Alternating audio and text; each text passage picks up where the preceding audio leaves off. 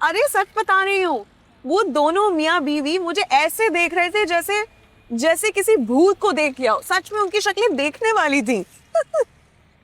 तुम्हें ये सब हरकतें करके क्या मिलता है? सुकून, दिली सुकून मिलता है मुझे, जो उन लोगों ने छीनने की कोशिश की थी, मुझे बर्बाद करने की कोशिश की थी, लेकिन अल्लाह ताला ने उनके मुंह पे जूता मार दिया, उनका सुकून बर्बाद कर। तो पता जब मैं गई हूं ना, तो बेचारी पानी दे रही थी पौधों में, और मैं तुम्हारे साथ ऐशो आराम से रह रही हूँ। मुझे तुम्हारी बातें समझ में नहीं आ रही। मैं तुम्हारी जगह पर होता ना तो खुद ही उन लोगों से रिश्ता खत्म कर देता जो मुझसे रिश्ता नहीं रखना चाहते थे। मेरी जूती को भी किसी की परवाह नहीं भाई। जलाने दिखाने में जो मजा है ना, वो इस तरह रूठ कर बैठ जाने में तो बिल्कुल भी नहीं है। ये आदत बहुत बुरी है तुम्हारी। अच्छा, अब तुम्हें मेरी आदतें भी अजीब लगने लगी हैं। शादी से पहले तो तुम मेरे कसीदे पढ़ते रहते थे, और अब तुम्हें सब कुछ अजीब लगने लगा है। वाह। हाँ, मेरी बात को गलत समझना तो तुम्हारी आदत बन चुकी हुई है, लेकिन इसको मत समझो। मैं सिर्फ तुमसे ये कहना चाह रहा था कि अपनी खुशियां दिखाकर अपने घर वालों को जलाने की जरूरत नहीं थी तुम्हें। अगर ये सब करके तुम खुश हो तो ठीक है, मुझे क्या फर्क पड़ता। ये हुई ना बात। अच्छा सुनो, तुमने अपनी मामा से बात की? नहीं, उनसे बात नहीं हुई, साशा से बात हुई थी। वो वापस चली गई है अपने घर। अच्छा, और तुम ये बात मुझे कब बताने वाले थे?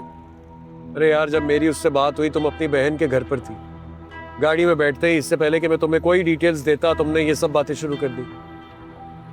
लेकिन जहां तक मुझे याद है, उनकी तलाक शलाक की बात नहीं चल रही थी। साशा बेबी एक्सपेक्ट कर रही है। अच्छा अच्छा अच्छा अच्छा अच्छा, तो ये गुड न्यूज है। चलो भाई, अब तो हमारे घर जाने के रास्ते खुल गए। यस। नहीं, ऐसी कोई बात नहीं है। क्यों भाई? यही प्रॉब्लम था ना कि हमारी वजह से साशा को उसके घर वालों ने निकाल दिया था। अब तो वो अपने घर भी जा रही है, इसका मतलब हमारा मामला क्लियर है। मैं ऐसी कोई गलतफहमी नहीं पालना चाहता अपने जहन में। मॉम एक बार किसी जिद पर आ जाएं तो फिर वो अपनी बात पूरी करके ही रहती है।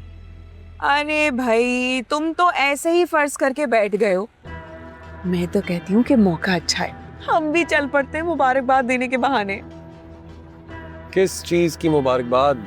ओफो भाई, तुम्हारी बहन की प्रेगनेंसी की और घर वापस जाने की मुबारकबाद दे देते।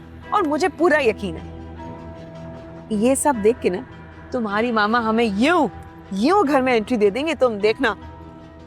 कहीं नहीं जा रहे हम। कोई जरूरत नहीं है ये प्लान बनाने की। हम अपने अपार्टमेंट में बहुत खुश हैं। और वैसे भी मैं नहीं चाहता कि तुम किसी भी वजह से मेरे साथ वहां उस घर में जाओ और फिर मॉम तुम्हें दिन रात बातें सुनाती रहे। इसलिए बेहतर है कि जो जैसे चल रहा है उसे वैसे ही चलने दो।